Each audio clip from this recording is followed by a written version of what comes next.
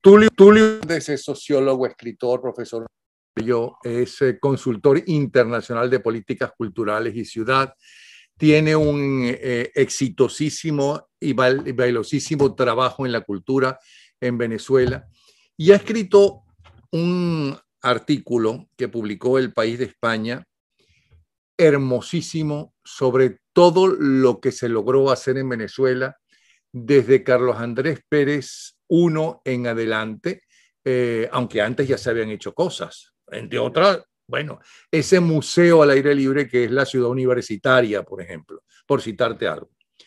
Entre otras, pero lo más hermoso fue su homenaje a uno de los hombres que más riqueza le ha dado al futuro del país y a la juventud del país, como es José Antonio Abreu.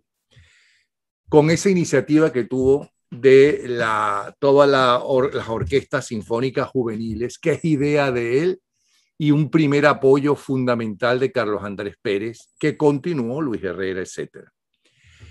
Entre otras cosas, porque el artículo es largo para leerlo yo aquí, pero muy corto para que usted pueda disfrutarlo. Habla de todo ese, no solamente del sistema de Abreu, sino también cómo se inaugura el Museo de Arte Contemporáneo de Caracas, dirigido por esa gran mujer, Sofía Inver, cómo nace la Compañía Nacional de Teatro y la Compañía Nacional de Danza, con sede central y varias sedes regionales. Habla de la Galería de Arte Nacional dedicada exclusivamente a la investigación, catalogación y exposición del arte venezolano. Habla de otro trabajo de otra mujer extraordinaria, que la hija de Rómulo Betancourt, con el Instituto Autónomo Biblioteca Nacional, y esos bibliobuses, esos vehículos convertidos en salas de lectura móviles que servían a los barrios populares, las cajas viajeras que se desplazaban en curiaras por los grandes ríos, llevando pequeños kits de lectura. Es decir, parece el final de un cuento de hadas. El final de un hermoso cuento. Habla de Foncini, el Fondo Nacional de Fomento Cinematográfico. En fin, es muy largo, pero hay una parte hermosísima que me gustaría, si él nos la puede decir. El maestro Abreu estaba muy angustiado con la llegada de un ser como Chávez Frías, un hombre totalmente primitivo, con muy escasa cultura, que venía de dar un golpe. No era el primer intento de golpe que se daba tampoco en Venezuela, pero lo venía de dar militar y le tenía bastante temor, porque su pasión era esos muchachos de las orquestas sinfónicas juveniles. Un buen día, angustiado, se lo comenta a Tulio Hernández, pero un buen día lo llama y le dice: quiero que vengas porque ya logré, creo que voy a poder convencer a Chávez Frías, que ya era el presidente elegido, pero todavía no había tomado posesión del cargo. Échanos el cuento. Bienvenido, Tulio Hernández. Gracias, Napoleón, pero primero te quiero decir algo. Oye, escuchándote leer lo que yo escribí, a pesar de que yo lo escribí, me emociono. O sea, esa lista que yo hice, tal vez apurado, tal vez apresurado, de lo que fue ese florecimiento cultural venezolano, escuchártelo leyendo a ti, me emociona como si yo no lo hubiese escrito. Y Como yo si... leyéndolo me salieron las lágrimas, sobre todo por José Antonio Abreu, a quien quise muchísimo, y un Bueno, hombre apasionante. el cuento de José Antonio, y yo iré contando cosas poco a poco, porque yo creo que la sociedad venezolana, no la sociedad venezolana, una parte, algunas personas han sido muy injustas con muchos de nuestros grandes creadores de movimientos culturales importantes. El cuento que tú relatas a mí me produce gracia porque José Antonio además era histriónico. José Antonio hablaba de una manera que te tenía que convencer, o sea, tú tenías que cuidarte mucho. Y José Antonio me dice, él me dijo primero, después contaré completo esto porque lo voy a ir contando poco a poco, me dijo más o menos en mayo del 98, vienen los bárbaros, hay que prepararse y tenemos que defender las instituciones culturales. Y me presentó un hombre llamado Alejandro Armas, que fue primero miembro del chavismo y rápidamente renunció, que fue el primer presidente del CONAC y nunca tocó ni a Sofía Inver, ni a María Elena Ramos, ni a ninguno de los directores. Pero José Antonio me dijo, ya tengo el antídoto, vamos, vente mañana, y me invitó a un espectáculo que tenía preparado en el Teresa Carreño. Y cuando yo llego y me ponen en un sitio particular, baja Hugo Chávez, ya era enamorado de la pompa, ya venía como con 7 vehículos y él venía en un Mercedes-Benz.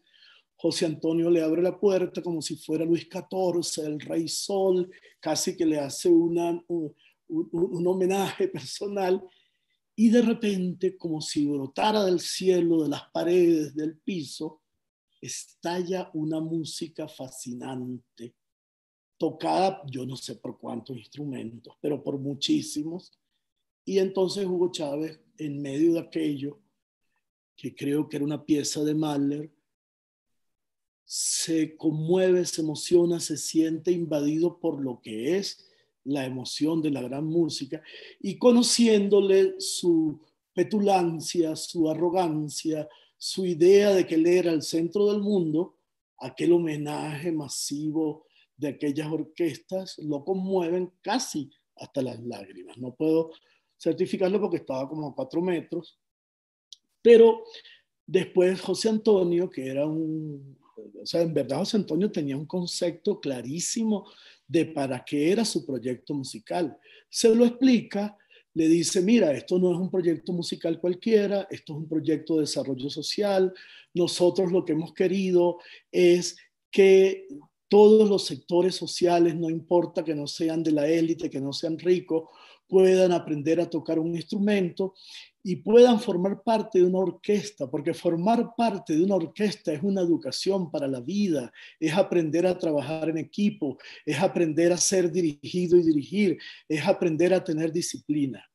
Y entonces cuando sale Hugo Chávez de aquella, vamos a decirlo en habla popular, encerrona que le ha hecho el maestro Abreu, declara que ese es un proyecto revolucionario y que la revolución va a ser incondicional con él. Y a mí me parece que, sin ironía, fue un acto extraordinario, porque José Antonio se sentía responsable no solamente del proyecto, sino de las personas que allí trabajaban, de las miles de familias que dependían de los ingresos que su hijo tenía. Y una cosa que a mí siempre me conmovió, que él me enseñó muy temprano, él decía, ¿tú sabes lo que significa para una familia pobre de un barrio de San Agustín en Caracas tener que cuidar un violín?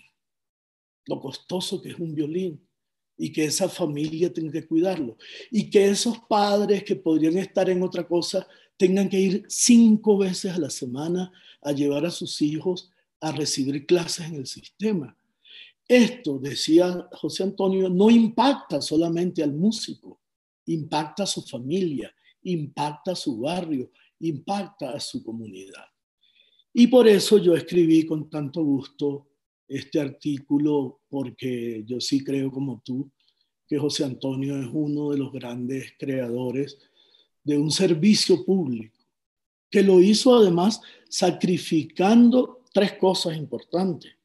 No sé si tú sabes, Napoleón, que José Antonio a los 20 años fue Premio Nacional de Composición.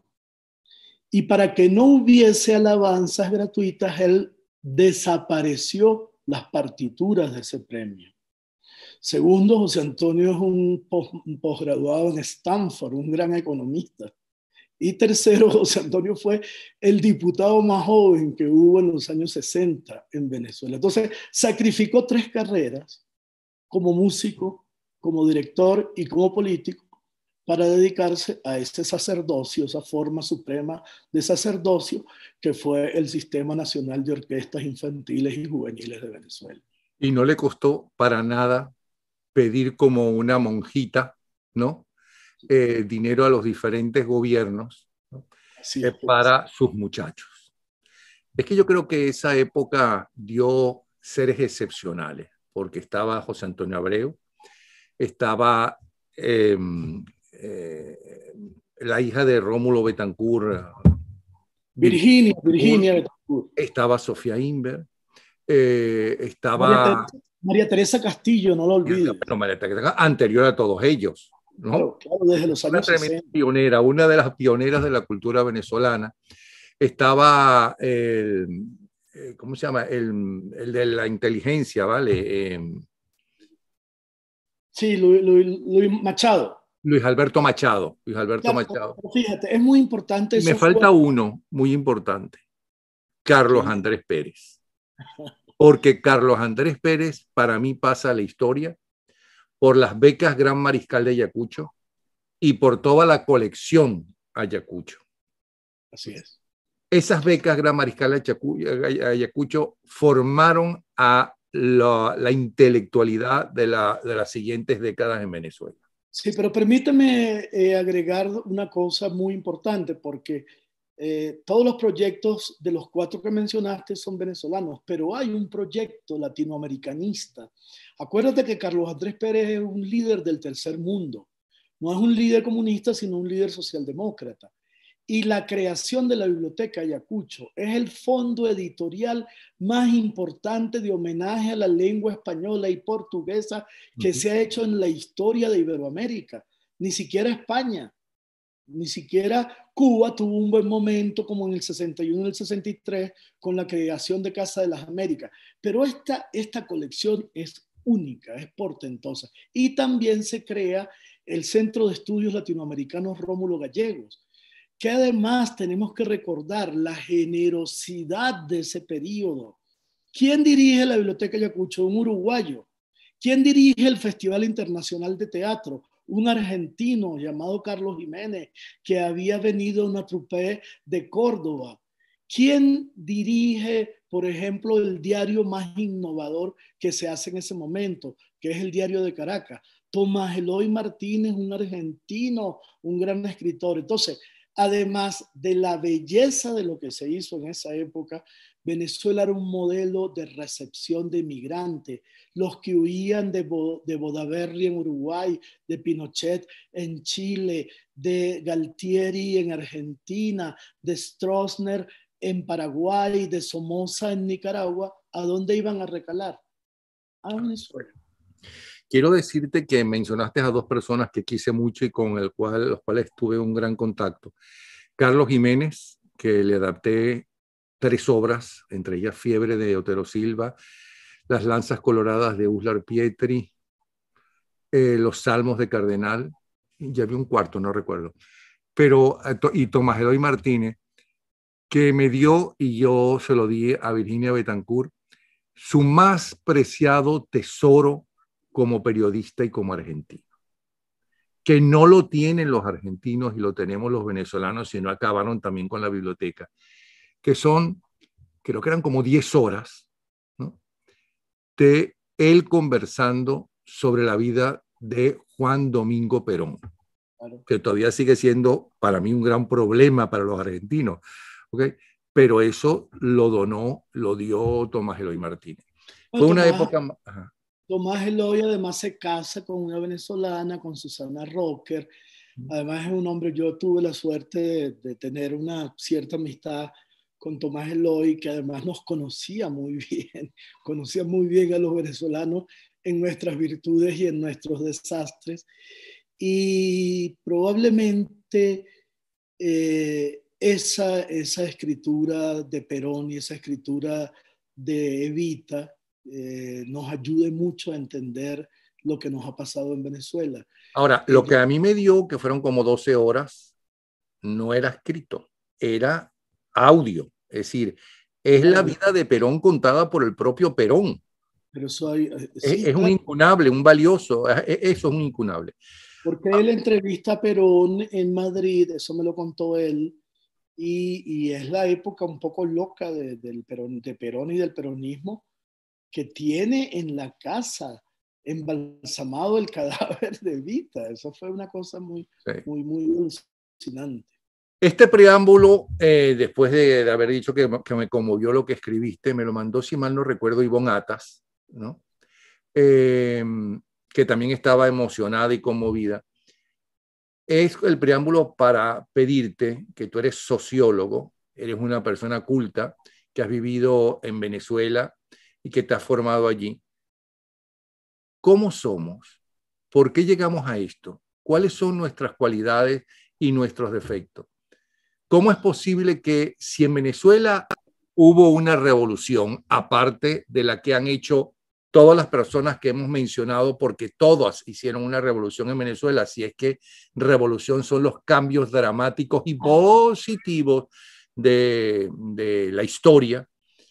Eso lo hizo Sofía Inver, ¿no? Con las artes, eso lo hizo Abreu con la enseñanza musical a los muchachos, y dio gente como el propio Dudamel, que ahora yo no sé cómo se va a repartir el tiempo, porque ahora es el director de las más importantes, ¿cómo se llama? Orquestas del mundo o teatro sinfónico, el más reciente, el de París. Eso lo hizo Luis Alberto Machado, cuya idea se multiplicó en varias partes del mundo, entre ellos en Japón, ¿no? En fin, hubo una revolución que fue la de la educación. La educación llegó en esos 50 años, llegó hasta las fronteras en Venezuela más alejadas. Yo con el programa 24 horas viajaba y con Dimensión Humana antes viajaba por toda Venezuela, y yo veía maestras debajo de los árboles dando clases en la frontera. ¿Y por qué debajo de los árboles? Bueno, porque hacía mucho calor y estaba mejor afuera los muchachos que dentro de un aula. ¿Cuáles son las cosas positivas y negativas de nosotros los venezolanos? ¿Y por qué, de ser un ejemplo de democracia para América Latina, eso que llaman el sueño americano no es tal, es el sueño venezolano que se daba? Llegamos a esto. ¿Qué ha pasado? Bueno, te voy a decir, yo estoy ahorita terminando un libro que me ha gustado muchísimo, que se llama Los funerales de Venezuela. Son 3 funerales: el funeral de Chávez, el funeral de la democracia y el funeral de la sociedad. Y es un libro que me ha gustado muchísimo porque me duele mucho, o sea, me afecta mucho personalmente cada vez que avanzo y voy ahondando en esa pregunta, Napoleón, que tú me acabas de hacer. ¿Qué nos pasó? Y hay 4 cosas fundamentales que yo he ido ubicando como los jinetes del apocalipsis venezolano. La primera es el militarismo. El gran enemigo de la sociedad democrática venezolana es el militarismo. Si tú revisas nuestra historia desde 1830, cuando empieza el primer gobierno de Páez, hasta el momento, hasta 1999, cuando empieza el primer gobierno de Chávez, nosotros hemos tenido solamente 40 años de gobiernos civiles. Todo lo demás ha sido dictaduras militares. Y por lo tanto, se ha creado un imaginario militarista que siempre vuelve, que siempre retorna. Tú eres un hombre más o menos de mi edad y sabes que nosotros jamás nos imaginamos que una dictadura militar iba a volver a Venezuela.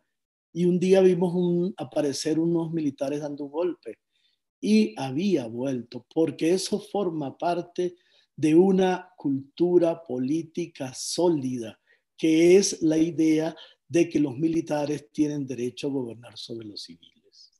El segundo elemento es el culto a Bolívar. El culto a Bolívar para mí es una especie de caballo de Troya, bello, hermoso, arrogante, pero dentro de ese caballo viajan los bacilos de 4 enfermedades: el personalismo, la idea de que un solo hombre puede salvar una patria y no las instituciones, el militarismo, la idea de que el Bolívar que nos liberó no fue el Bolívar político, el Bolívar leguleyo, sino el Bolívar de la espada que camina por América Latina, y la idea de que los civiles son menores, son despreciables. Entonces, militarismo, culto a Bolívar. Y el tercer elemento es el Estado omnipresente, el Estado, lo que hubo también, que fue tu amigo José Ignacio Cabruja, llamaba el Estado mágico. La idea de que los gobernantes en Venezuela no son personas normales que tienen que demostrar que gerencian bien, sino tienen que ser magos que sacan de un sombrero grandes obras. La revolución de la humanidad, la construcción de una ciudad en 10 años, 100.000 casas por año, no un plan sistemático de vivienda a largo plazo. Sí, esta idea del Estado mágico y de que el político es un taumaturgo que hace piruetas para entretener a sus electores, con la idea del militarismo y con la idea del culto a Bolívar, nos hicieron muy endebles. Y la última cosa que nos hizo muy endebles es que la democracia produjo un fracaso profundo cuando decidió cambiarle la idea. La democracia le ha dicho a los venezolanos: el Estado es responsable de tu vida, el petróleo es infinito, un día te va a tocar a ti un barril de petróleo. Toda la gente estaba en la fila y un día, en medio de lo que se llamó el gran viraje, le dijeron: no, señores, no hay cola, no hay fila, no hay barril de petróleo, cada quien que se arregle como pueda. Y ocurrió ese fenómeno devastador que fue el 27 de febrero de 1989. Eso no significa que nosotros no tengamos una solidez civil, que no tengamos una solidez democrática, pero fuimos muy descuidados en el periodo democrático en no mantener a raya al militarismo, que además en Venezuela se produjo una mezcla que no se había producido en ninguna parte, y es que los guerrilleros, la guerrilla cubana y los militares se fusionaron en un solo proyecto y quedaron unidos para siempre después del carupanazo y del porteñazo.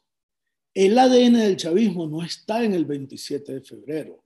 El ADN del chavismo surge en el porteñazo, donde 400 personas mueren asesinadas en un enfrentamiento entre el gobierno de Betancourt, que fue un hombre sólido, fuerte, que sabía que si no aplastaba a las insurrecciones militares, no iba a haber democracia. Entonces, esta sociedad nuestra tiene esa complejidad. Por un lado, esta cosa civilista, hermosa, de la que el mejor ejemplo es Rómulo Betancourt, pero por otro lado, esta amenaza permanente, lo que algunos llaman los políticos armados, esta alianza entre la ultraizquierda marxista, estatista y los militares golpistas, que es una amenaza para nuestro futuro, para nuestra vida como sociedad. Ahí está. Pero militares golpistas siempre hubo desde la misma aparición, desde la misma salida de Marcos Pérez Jiménez con Wolfgang Larrazábal, ya había intentos de golpe. No, mucho antes. Ajá. Mucho antes, en 1932 comienza el golpismo. Ok, pero estamos hablando de la década llamada democrática.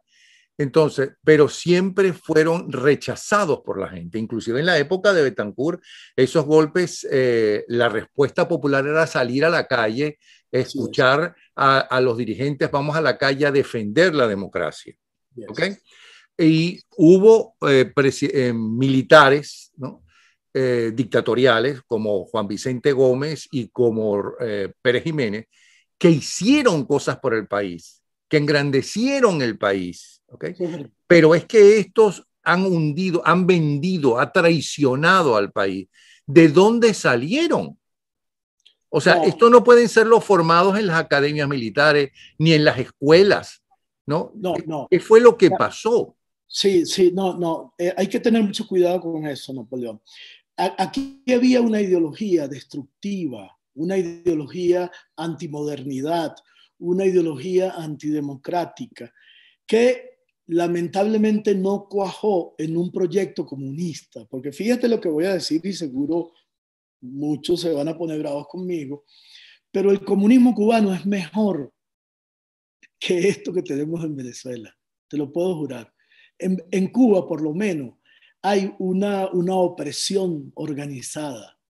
Lo venezolano es un caos, un desorden. Es una sociedad. Cuando tú me preguntaste ayer cómo veía yo la sociedad venezolana, me quedé pensando y dije, es una cosa que nunca había pasado en el mundo. Que por un lado haya un régimen autoritario, totalitario, y por otro lado haya anomia.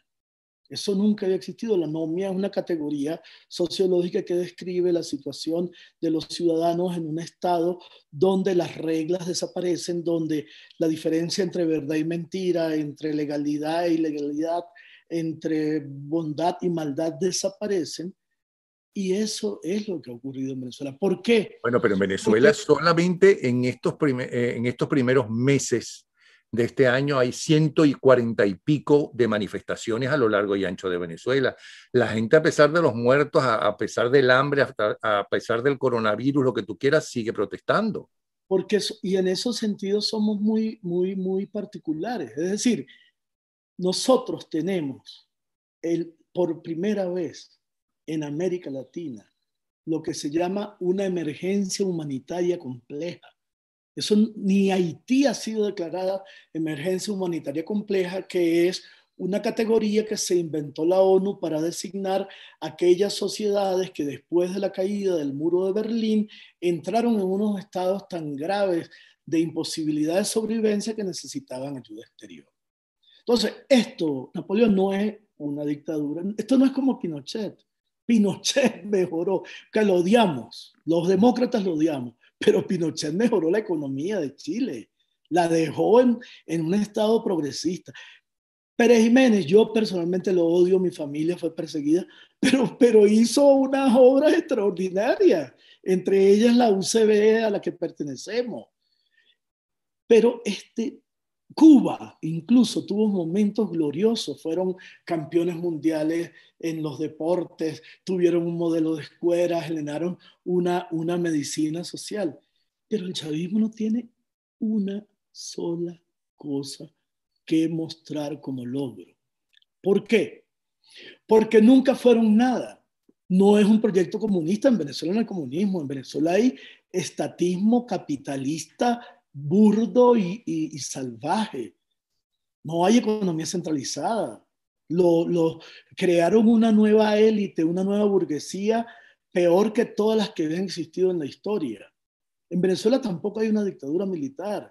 Hay unos militares narcotraficantes que hipotecan la vida de los militares venezolanos defendiendo a la disidencia de la disidencia de la disidencia de la FARC. Entonces, este modelo híbrido es lo que yo llamo el Estado malandro. Ese es el gran aporte para la historia que ha hecho el chavismo, el surgimiento del Estado malandro. Porque incluso cuando tú lees, por ejemplo, los libros de Manuel Caballero sobre Gómez, el tirano liberal, Gómez unificó el país, creó las carreteras, creó las cuentas nacionales, se rodeó de intelectuales brillantes para que gestionaran la economía. Tampoco el mito del tachirense bruto es tan cierto. Perdona, y se nos olvidan dos militares sumamente importantes que demostraron que creían en la disidencia, que es López Contreras, que heredó la dictadura de Juan Vicente Gómez y en lugar de quedarse él como un dictador, ¿no? Sin prisa, pero sin pausa, empezó a abrir y a dar las libertades. Y no hablemos de Medina. Bueno, además Medina era un personaje bellísimo. Yo me he leído su geografía. Medina caminaba solo por Caracas sin escoltas y un día va al cine, uno que está en el centro, no me acuerdo el nombre, y se le olvida quitarse el sombrero. Y el hombre que está atrás le toca, mira, chamo, debe haberle dicho en venezolano, caño, quítate el sombrero. Y él humildemente se quita. O sea, era un demócrata en un momento muy difícil de la transición hacia la democracia. Sí. Por Ahora, eso es que... Ajá. todavía no entiendo de dónde salieron. Como dijo una vez Orlando Urdaneta, yo que he caminado por Caracas, que he ido en autobuses, que he ido no sé qué, en carritos propuestos, no los veía. ¿De dónde salieron? ¿Dónde se salieron, formaron? Es yo, decir, yo- yo- no, tú hablaste de Bolívar y el culto a Bolívar, que hay un libro buenísimo que deberíamos recordar de Germán Carrera Damas que se llama El culto a Bolívar, ¿ok? Pero estos no tienen ningún culto a Bolívar. Estos desprecian todo lo que hizo Bolívar. Ellos han entregado el país sin un solo tiro, los cubanos, ¿no? Somos una provincia cubana, ¿no? ¿Dónde se formaron? ¿Por qué están ahí? ¿Por qué existe? ¿Por qué existe Diosdado Cabello? ¿Por qué existe Maduro? ¿Por qué existe la Iris Varela? Esa gente. ¿De pero dónde sale? existen, ¿Cuál es su formación? yo incluso me he dedicado a tratar de ubicar geopolíticamente de dónde surgen.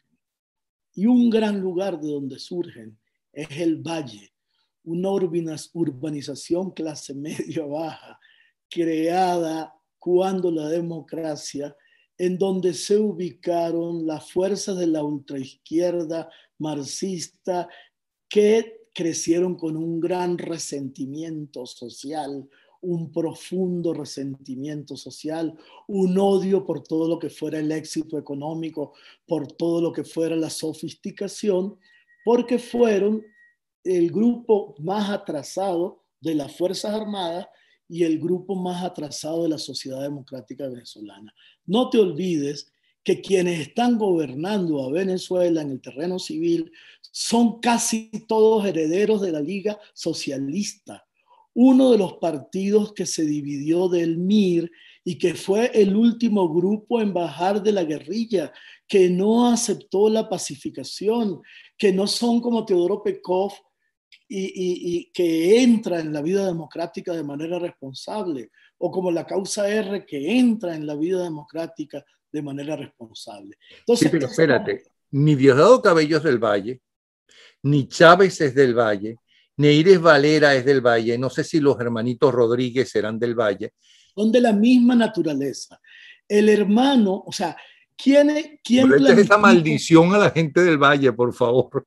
No. ¿Quién planifica la relación de meterse en el ejército para dar golpes de Estado de izquierda? Douglas Bravo, una persona que yo conocí, muy amable, muy simpática, pero Douglas es el que une a través del PRB. Acuérdate que el hermano de Chávez, Adán, es militante Del del Partido Comunista. PRB. Uh-huh. No, del PRB, no, porque Desde el el Partido, PRD. Uh-huh. claro, el Partido Comunista era más decente, el Partido Comunista era comunista, los comunistas tienen un mínimo de ética. En cambio, estos grupos, o sea, ya en el año 75, cuando ya la democracia está andando, cuando todos tenemos derecho a expresarnos, sin embargo, el papá de Jorge Rodríguez toma secuestrado a un empresario de la Owens, Illinois, y crea un drama que no existía en Venezuela, que es el terrorismo, y lo matan a golpes igualito como mataron a golpes al Ban, o como mataron al capitán de corbeta, que no recuerdo su nombre, con una diferencia, que al día siguiente Ramón José Medina, que era fiscal de la Nación, mandó a meter presos a quienes a golpes mataron al papá de Jorge Rodríguez. Y nosotros todavía no sabemos quiénes mataron al Ban. Entonces, eso que tú te preguntas es producto del resentimiento social de dos castas.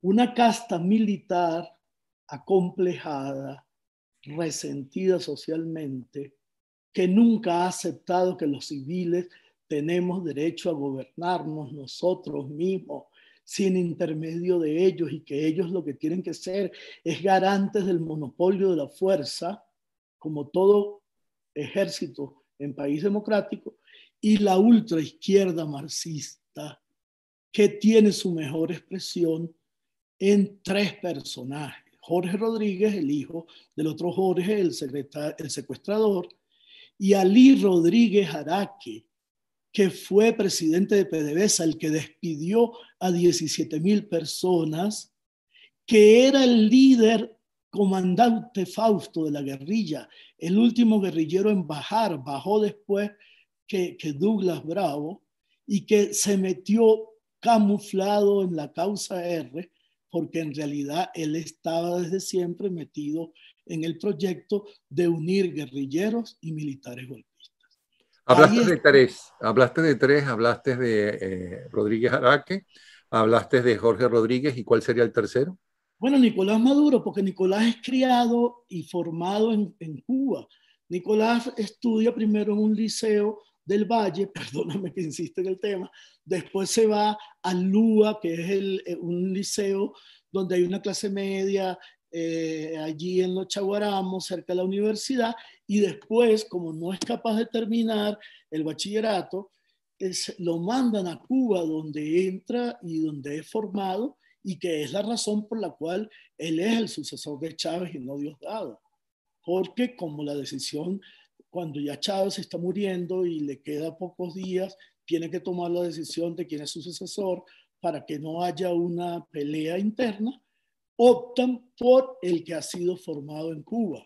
Entonces tienen un equilibrio, que es la ultraizquierda marxista, que la representa Maduro, y la tradición golpista venezolana, que la representa Diosdado.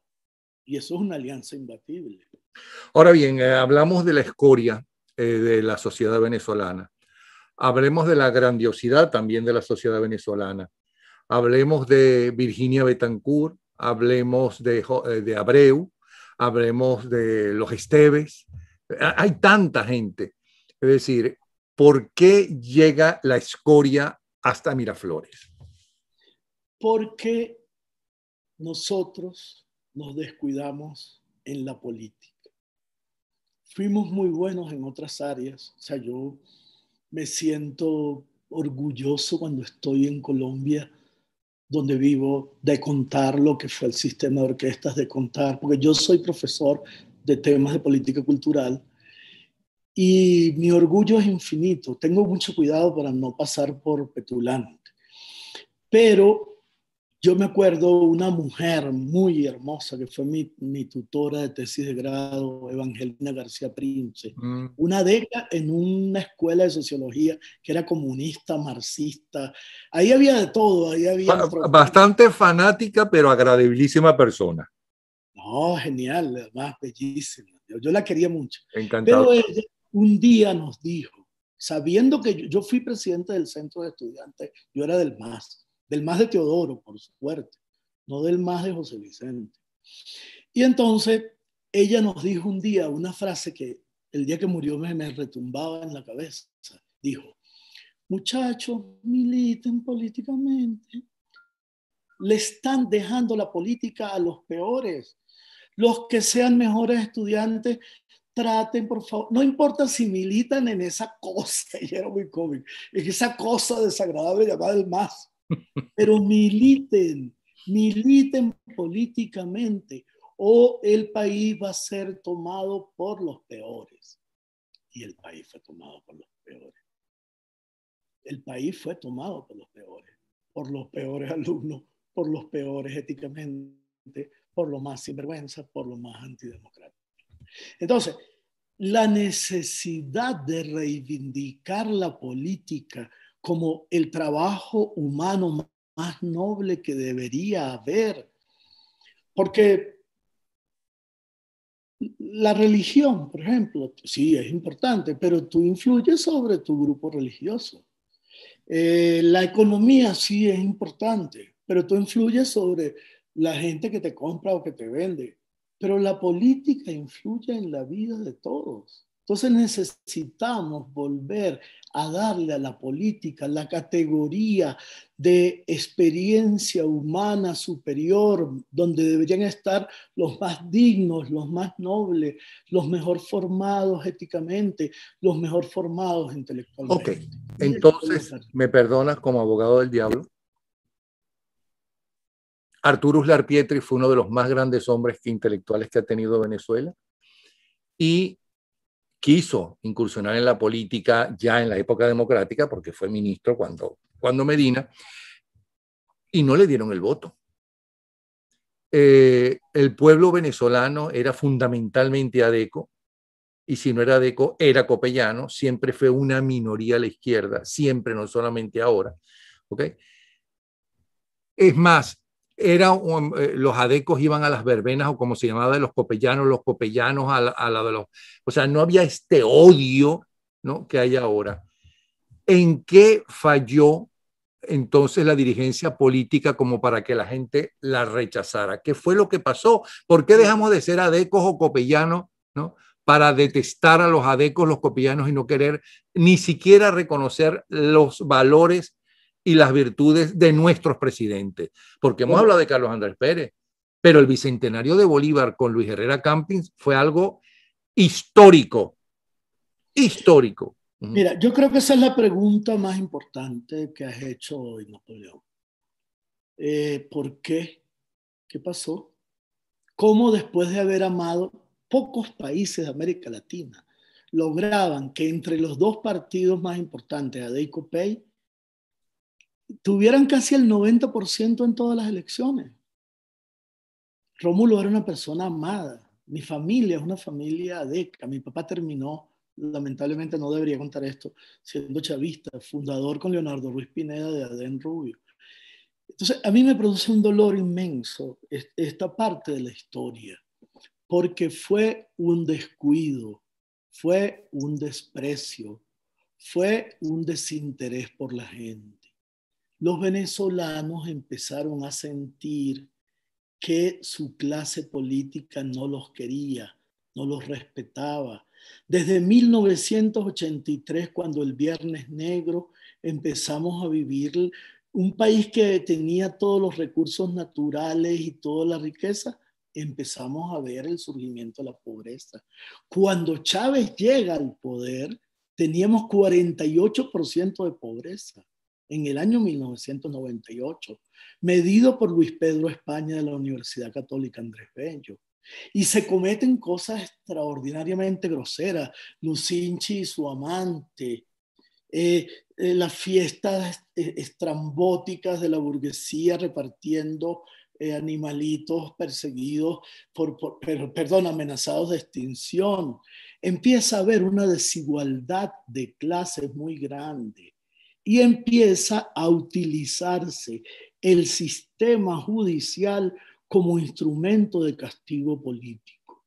Yo me acuerdo el día que castigaron a Pérez no se llamaba Tribunal Supremo, se llamaba Consejo Supremo de Justicia, que fui a la casa del doctor Ramón Velázquez y me dijo, con esa serenidad que le caracterizaba: Tulio, hoy se acabó la democracia. Esta élite que ha utilizado al Tribunal Supremo de Justicia para sacar a Pérez de la presidencia no sabe que está exterminando la democracia en el día de hoy. Y tú sabes una anécdota de Pérez. Un hombre importantísimo en la vida de Carlos Andrés Pérez, ya murió, pero de todas formas nunca le pedí si lo podía decir públicamente. Fue a decirle a Pérez, ¿no?, tengo 2 de los jueces, ¿no?, que votarían a tu favor. Eso cuesta tanto. Y Carlos Andrés Pérez le dijo, yo no pago jueces. Yo tengo la verdad, ¿no?, y espero que se me respete esa verdad. Porque Pérez, y mira que yo soy de Rubio, yo crecí bajo la memoria de Leonardo Ruiz Pineda y la memoria de Carlos Andrés Pérez. Pero Pérez era un demócrata. Puede tener otros efectos, pero era un demócrata convencido. Hay un cuento que a mí me encanta que echaba Pedro León Zapata, tú lo debes conocer, que es que el día que Pérez, imagínate, ya vino la pacificación, que Pedro León había sido comunista, Pérez le impone la orden a Andrés Bello en su primera clase y Pérez le dice, usted se imagina, bueno, yo no sé imitarlo, pero usted se imagina, Pedro León, yo condecorándolo a usted. Y Pedro León le dice, la vergüenza es mutua, presidente. Sí, sí. De una hermosura. Y Pérez, en vez de ponerse bravo, se muere de la risa. Porque, como tú dijiste hace rato, había democracia, había convivencia, había respeto, había tolerancia. Y estos la acabaron y nos llenaron de odio.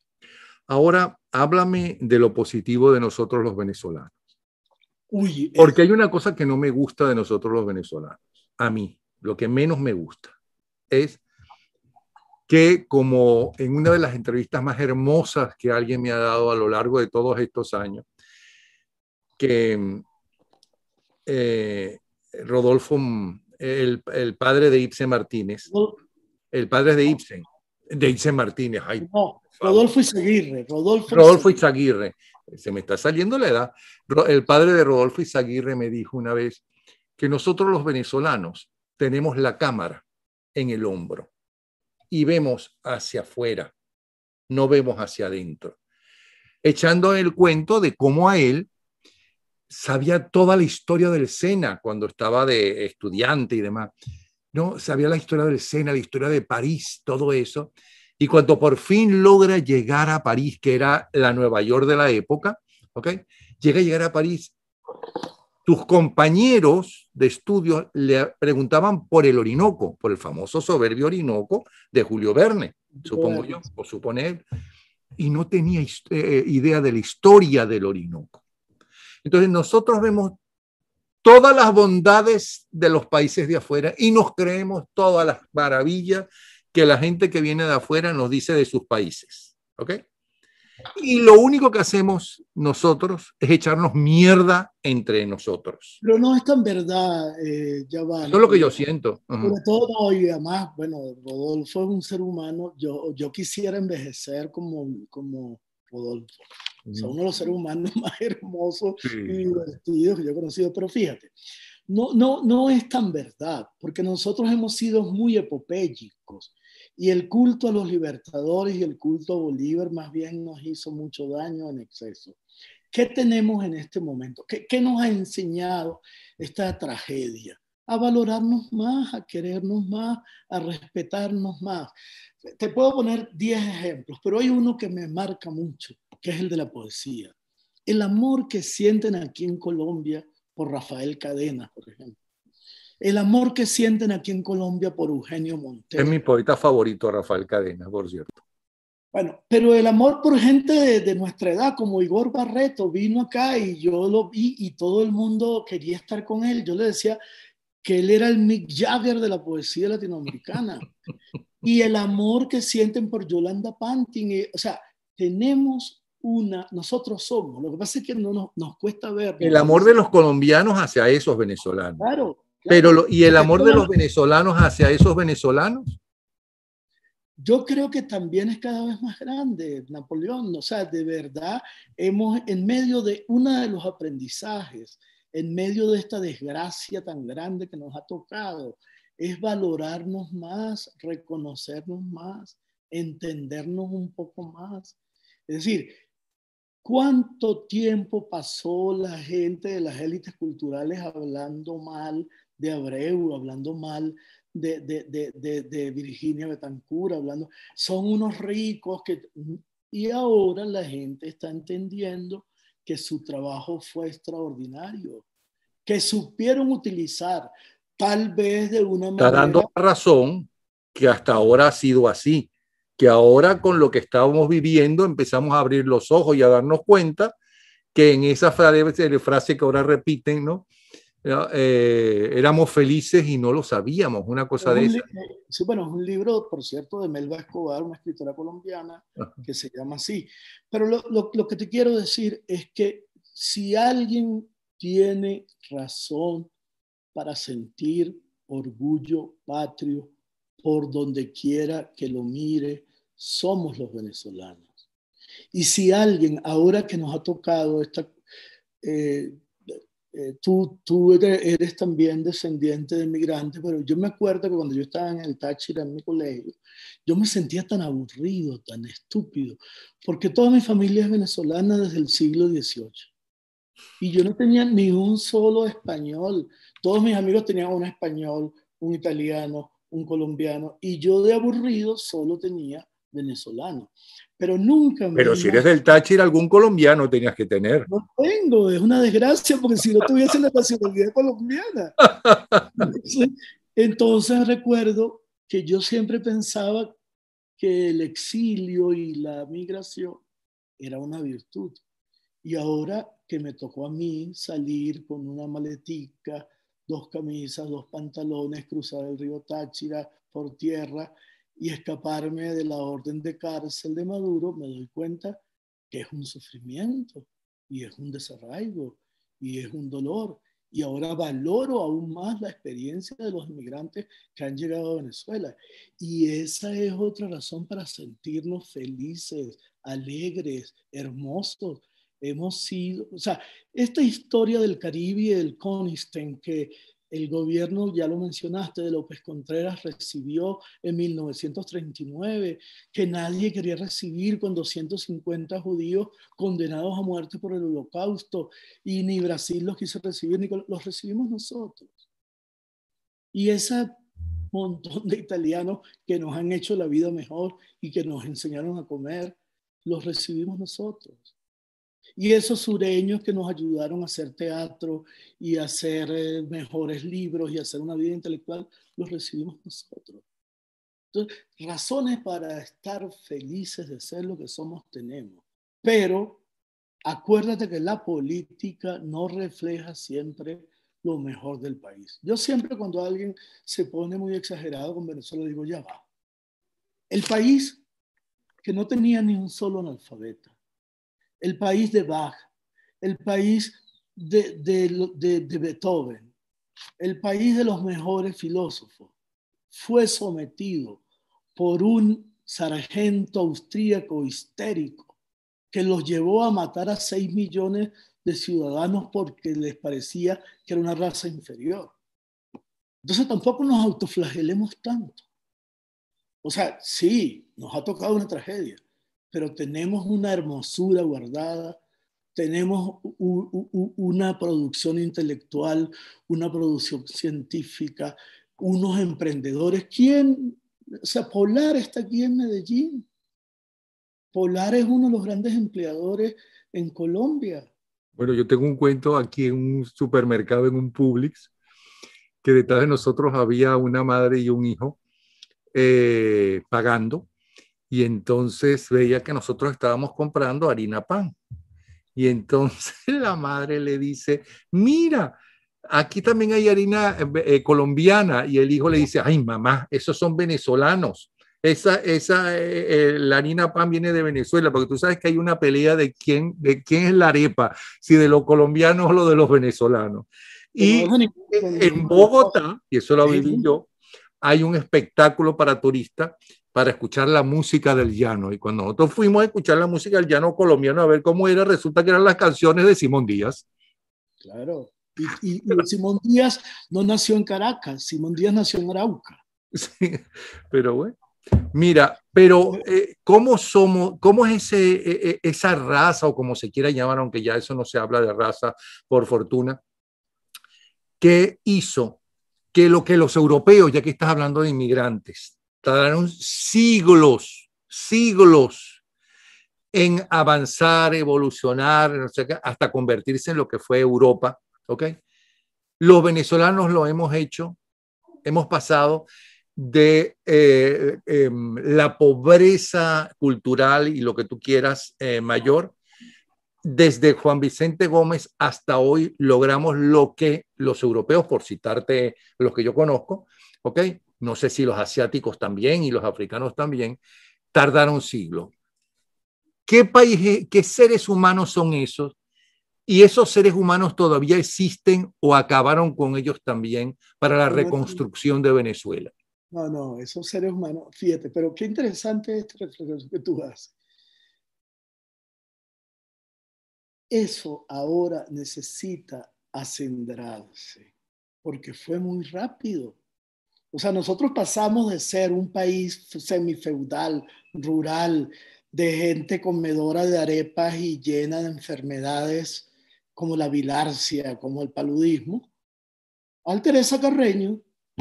O sea, ¿cómo es eso?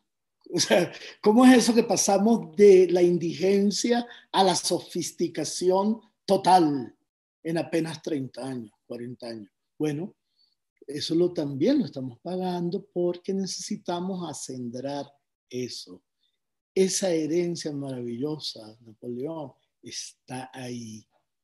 Y somos un país de inmigrantes, lo que significa que somos un país abierto, multicultural, cosmopolita. Y probablemente eso tarde 40, 50, 100 años en acendrarse. Pero eso que hay allí en Venezuela, eso es un capital, eso es una joya que está por pulirse. Porque fíjate tú dices así, la orquesta sinfónica, pero las orquestas sinfónicas tienen detrás otra cosa, que es la migración. ¿Cuántos maestros checos, cuántos maestros rusos, cuántos maestros húngaros que emigraban del comunismo llegaron a Venezuela a mejorar nuestras orquestas sinfónicas? Y fueron los maestros de Abreu.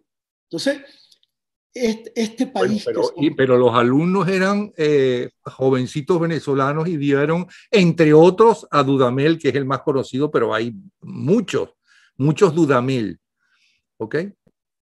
O sea que está bien, pero fíjate que nosotros, y se convirtieron en los más grandes. pero eso es parte del proceso migratorio y de un país. No me quiero poner chauvinista para nada, pero Venezuela es un país que produce como cíclicamente unos héroes. Entonces, imagínate un país pobre, de tercera calidad, donde nacen Simón Bolívar, Andrés Bello, Francisco de Miranda y Simón Rodríguez. Dios, o sea, yo solamente con Andrés Bello ya quedaría agotado como país. Bueno, imagínate un país, ¿no? Que un muchacho limpiabotas de la Plaza de Catia se convirtió a lo largo de los años en uno de los 100 pintores, artistas más importantes del siglo XX, según los europeos, como es Jacobo Borges. Sí, sí, sí. Bueno, por eso, yo lo que no tengo dudas, Napoleón, es que nosotros, yo no sé si yo participé de eso, ya tengo 66 años, pero nosotros vamos a renacer y vamos a resurgir y vamos a ser mejores como colectivo humano. Tú tienes razón, ya no se debe usar la palabra raza. Yo diría etnia nacional, como los venezolanos que somos y que somos esta síntesis, porque tenemos mucho valor histórico acumulado. Cuando tú revisas, Andrés Bello, yo que tuve la suerte de traer a Humberto Eco a Caracas, y Humberto Eco lo único que sabía de Caracas era de Villanueva, perdón, de Venezuela, era de Villanueva y de Andrés Bello. Y cuando él me dice que el predecesor de la semiología y de la semiótica, disciplina que él practicaba, es Andrés Bello, a mí me dio una cosa así, como fascinante, pero ¿y cómo dice eso, señor Eco? Pues sí, me lo explicó. O sea, no solamente fue una gramática la que él escribió del español de este lado, sino fue la primera aproximación a la comprensión de la relación entre semiosis, es decir, entre significante y significado, que es lo que produce el lenguaje. Entonces, elementos para estar en condiciones de mejorar tenemos. Y, por suerte, tenemos referencias. Yo me he dedicado a pregonar entre mis alumnos que tenemos que rescatar a Rómulo Betancourt, que tenemos que rescatar a los héroes que construyeron la democracia, que tenemos que recordar que la democracia no fue gratis, que fueron décadas de sufrimiento humano, de torturas, de exilio, de cárcel, que lo estamos viviendo de nuevo, pero que sin eso, sin esa memoria, y ahí se descuidaron mucho nuestros líderes de ADECOPEI y el Partido Comunista, que por falta de memoria le hicieron creer a los jóvenes que la democracia era gratis. Tenemos un haber, tenemos un capital cultural, intelectual, ético, desde Rocio, Andrés Bello hasta hoy, que nos va a ayudar perdóname que suene estúpidamente optimista, que nos va a ayudar a reconstruir este país, fíjate tú, quizás más rápido que la operación que tuvo que hacer Europa después de la Segunda Guerra Mundial. Bueno, Tulio, no solamente me conmoviste con lo que escribiste de Abreu, de Dudamel y de lo que se lograron especialmente en los gobiernos, especialmente porque todos tienen algo que decir a favor de la cultura y del avance del país, de Carlos Andrés Pérez I y de Luis Herrera, sino también con esta conversación que espero que no sea la última, sino que sea mucho más a menudo. Tulio Hernández, sociólogo, escritor, profesor universitario, consultor internacional en políticas culturales y de ciudad. Gracias, de verdad. Un abrazo, ¿ok? Y que nos veamos muy pronto en Venezuela, ¿ok? Eso es lo mejor que has dicho hoy. Okay. Un abrazo. Hasta luego.